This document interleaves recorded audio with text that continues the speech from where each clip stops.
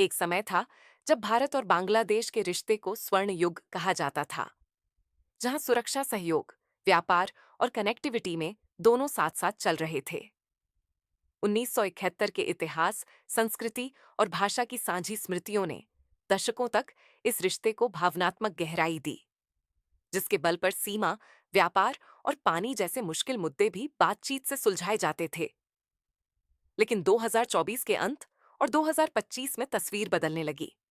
ढाका की राजनीति में भूचाल, सड़कों पर हिंसक प्रदर्शन, अल्पसंख्यकों पर हमले और सीमाओं के दोनों ओर गुस्से से भरी भीड़, सब मिलकर इस दोस्ती की दीवार में दरारें डालने लगे।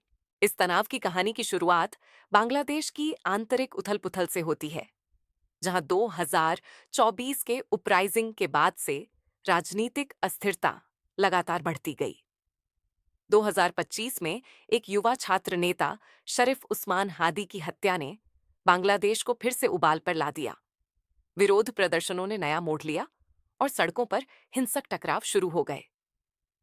इसी दौरान एक और घटना ने आग में घी डालने का काम किया। बांग्लादेश में एक हिंदू कपड़ा मजदूर दीपू चंद्र दास की भीड़ द्वारा पीट पीट कर हत्या, उसका शव पेड़ से बांधकर जला देना और फिर उस भयावह दृश्य का सोशल मीडिया पर फैल जाना। इस घटना ने भारत में गहरी नाराजगी पैदा की। टीवी डिबेट से लेकर सोशल मीडिया और सड़कों पर प्रदर्शन तक, हर जगह यह सवाल उठने लगा कि बांग्लादेश में हिंदुओं और भारत से जुड़े प्रतीकों की सुरक्षा कहाँ है। धीरे धीरे सिर्फ गुस्सा नहीं, कूटनीतिक कदम भी दिखने लगे। दोनों तरफ दूतावासों के बाहर प्रदर्शन, राजनयिकों की सुरक्षा पर सवाल और यहां तक कि कुछ जगहों पर वीजा सेवाएं अस्थायी तौर पर रोक देने जैसे कदम उठाए गए। ये वो पल था जब एक अंदरूनी राजनीतिक संकट ने दो देशों के रिश्ते को सीधे चुभने लगा। कहानी यहीं खत्म नहीं होती। असली नाटकीय मोड़ तो उसके बाद आते हैं, जब सीमा, सुरक्षा और बड़े देशों की राजनीति इस रिश्ते के बीच आकर खड़ी हो जाती है। बांग्लादेश में बढ़ती उथल-पुथल और कट्टरपंथी समूहों के सक्रिय होने से भारत के लिए आंतरिक सुरक्षा चिंता बढ़ी, खासकर अवैध घुसपैठ, तस्करी और संभावित रेडिकलाइजेशन को लेकर। भारतीय संसद की एक समिति ने साफ कहा कि आज बांग्लादेश की स्थिति 1971 के बाद से भारत के लिए सबसे बड़ा रणनीतिक चैलेंज बन चुकी है, क्योंकि पुराना भरोसा कमजोर हो रहा है और नए खिलाड़ी जैसे चीन और पाकिस्तान मौका तलाश रहे हैं। पूर्वोत्तर भारत के लिए एक और संवेदनशील मुद्दा है सिलीगुड़ी कॉरिडोर, जिसे अक्सर चिकन नेक कहा जाता है, जिसके जरिए पूरा उत्तर पूर्व भारत बाकी देश से जुड़ता है। रिपोर्टों में सामने आया कि चीन ने बांग्लादेश के लालमोनिरहाट एयरफील्ड को अपग्रेड किया है और पाकिस्तान भी ढाका के साथ अपने रिश्ते मजबूत करने की कोशिश में है, जिससे भारत के लिए दो मोर्चों की सुरक्षा चुनौती और गहरी हो जाती है। इसी माहौल में भारत ने पूर्वी मोर्चे पर, खासकर बांग्लादेश सीमा और सिलीगुड़ी के आसपास, सेना की तैनाती और एक नए गैरीसन की तैयारी जैसी रक्षा गतिविधियां वो तेज कर दी, ताकि किसी भी तरह की सीमा पार अस्थिरता का जवाब दिया जा सके। यह सैन्य सख्ती दोनों देशों के बीच भरोसे की पहले से ही कमजोर हो रही डोर पर और तनाव का बोझ डालती दिखने लगी। किसी भी कहानी में असली दर्द अक्सर उन लोगों के हिस्से आता है जो सबसे कम बोल पाते हैं, और इस कहानी में वो हैं सीमा पर बसे लोग और बांग्लादेश में रहने वाले अल्पसंख्यक समुदाय। बांग्लादेश के अंदर ये हिंदू मंदिरों और अल्पसंख्यक आबादी पर हमलों की खबरें और दीपू चंद्र दास जैसे मामलों ने एक असुरक्षा की लहर पैदा की, जिसे भारत में मीडिया और राजनीति के जरिए बहुत तीखे अंदाज में महसूस किया गया। सीमा के दोनों ओर पहले से मौजूद समस्याएं, तस्करी, अवैध पार और कभी कभार होती फायरिंग ने इस माहौल में और ज्यादा संवेदनशील रूप ले लिया, जबकि इतिहास गवाह है कि भारत बांग्लादेश सीमा पर मौतें और झड़पें नया घटनाक्रम नहीं है। इस बीच बांग्लादेश के अंदर पहाड़ी इलाकों, चिटगांग हिल ट्रैक्ट्स में अलगाववादी और सशस्त्र समूहों की गतिविधि भी बढ़ने की खबरें आईं, जिनके कुछ सदस्य घायल हालत में भारत की सीमा में आकर शरण इलाज की कोशिश करते पकड़े गए, जिससे सुरक्षा एजेंसियों के बीच सतर्कता और संदेह दोनों बढ़ गए। सड़क पर गुस्सा सिर्फ ढाका या कोलकाता तक सीमित नहीं रहा। त्रिपुरा और असम जैसे सीमाई राज्यों में भी प्रदर्शन हुए, जहां लोग बांग्लादेश की घटनाओं पर नाराजगी जताने के साथ साथ अपनी खुद की सुरक्षा और पहचान को लेकर चिंतित नजर आए।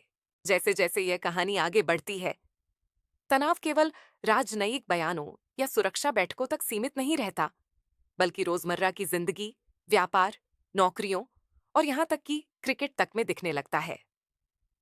क्षेत्रीय व्यापार और कनेक्टिविटी के बड़े बड़े सपने, जैसे बंदरगाहों, रेल लाइनों और ऊर्जा ग्रिड के जरिए पूरे पूर्वोत्तर और बंगाल की खाड़ी को जोड़ना, अब अनिश्चितता के साए में खड़े हैं, क्योंकि राजनीतिक तनाव और सुरक्षा चिंताएं निवेशकों और सरकारों दोनों को सतर्क बना रही हैं।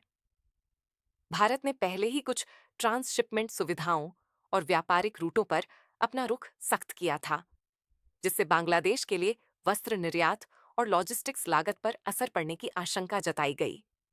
और अब मौजूदा तनाव ने आर्थिक रिश्तों पर और दबाव बढ़ा दिया है। खेल की दुनिया भी इससे अछूती नहीं रही।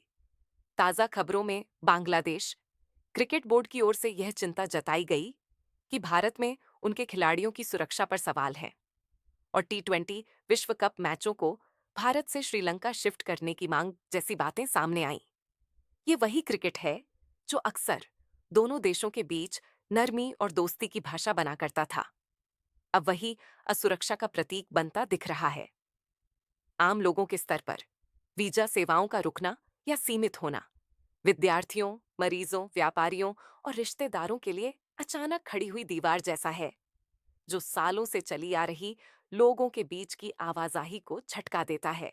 बीसीसीआई ने भी हाल ही में निर्देश दिया कि केकेआर अपने आईपीएल 2026 स्क्वाड से बांग्लादेशी तेज गेंदबाज मुस्तफिजुर रहमान को रिलीज कर दे, जो दिसंबर 2025 के ऑक्शन में 9 करोड़ 2 लाख रुपए में खरीदे गए थे। इस पूरी कहानी को सुनकर साफ दिखता है कि भारत बांग्लादेश के बीच तनाव किसी एक घटना की वजह से नहीं, बल्कि कई परतों वाले संकट की वजह से खड़ा हुआ है। आंतरिक राजनीति, सांप्रदायिक हिंसा, सीमा सुरक्षा, बड़ी शक्तियों की दखल और आर्थिक दबाव सब मिलकर यह मुश्किल तस्वीर बना रहे हैं। फिर भी कुछ चीजें उम्मीद की वजह बनी हुई हैं। दोनों देशों के विशेषज्ञ लगातार चेतावनी दे रहे हैं कि सार्वजनिक गुस्से को काबू में रखना होगा, बातचीत के रास्ते खुले रखने होंगे और चुनी हुई सरकारों के साथ संवाद को मजबूत करना ही एकमात्र रास्ता है, क्योंकि भौगोलिक नजदीकी और आर्थिक परस्पर निर्भरता को नजरअंदाज कर पाना किसी के लिए संभव नहीं। कहानी इस समय एक ऐसे मोड़ पर खड़ी है जहां या तो अविश्वास और गुस्से की लहर दोनों देशों को दूर धकेल सकती है, या फिर कठोर सच्चाइयों को स्वीकार कर नए सिरे से भरोसे की इमारत खड़ी करने की कोशिश की जा सकती है। इसका अगला अध्याय ढाका और दिल्ली की राजनीति ही नहीं, बल्कि सीमा पर रहने वाले उन साधारण लोगों के भविष्य को भी तय करेगा, जो हर सुबह इस उम्मीद के साथ उठते हैं कि शायद आज तनाव थोड़ा कम हो जाए।